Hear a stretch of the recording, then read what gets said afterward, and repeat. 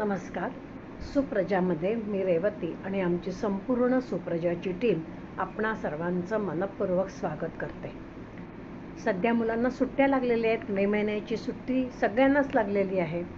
मग तुम्ही कुठेतरी फिरायला जात असाल, कुठेतरी काहीतरी तुम्ही शिबिरं जॉईन केली असतील, कुठेतरी काहीतरी तुम्ही नाटक सिनेमा बघायला जात असाल किंवा क्रिकेटला किंवा फुटबॉलला अशा अनेक खेळांमध्ये तुम्ही खेळ खेळून आनंद घेत असाल.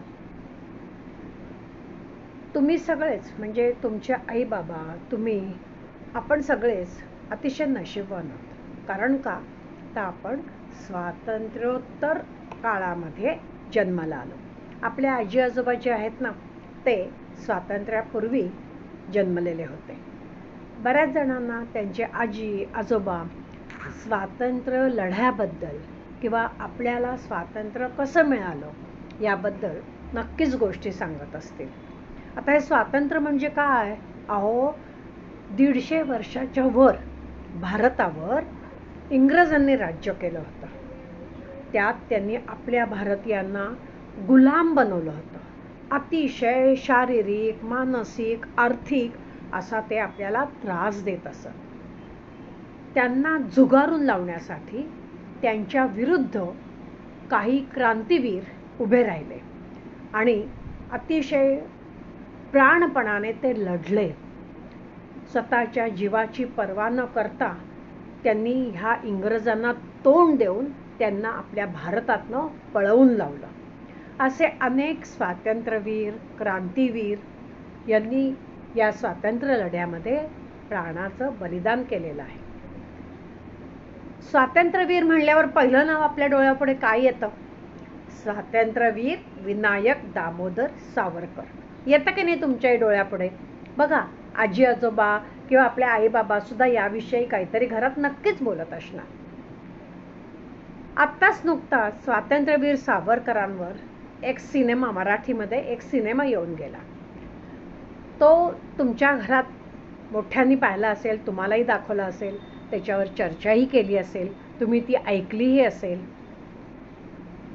त्यांनी खूप खूप अतिशय हाल अपेष्टा, स्वतःच्या शरीराची काळजी न करता इतका मोठा लढा दिलेला आहे ना.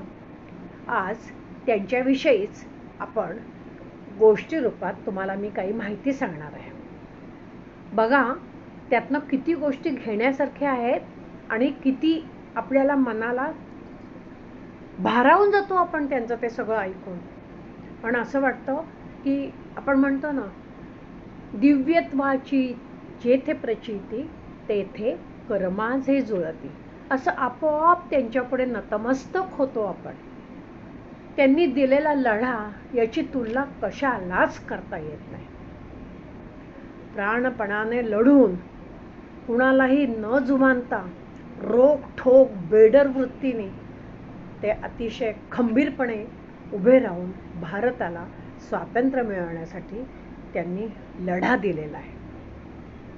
आता त्यांच्याविषयीची मी तुम्हाला संपूर्ण गोष्टरूपी माहिती देणार आहे. तुम्ही सगळ्यांनी ती ऐका, मन लावून ऐका आणि ऐकून झाल्यावर त्याच्यावर प्रतिक्रिया द्यायला मात्र विसरू नका बरं का.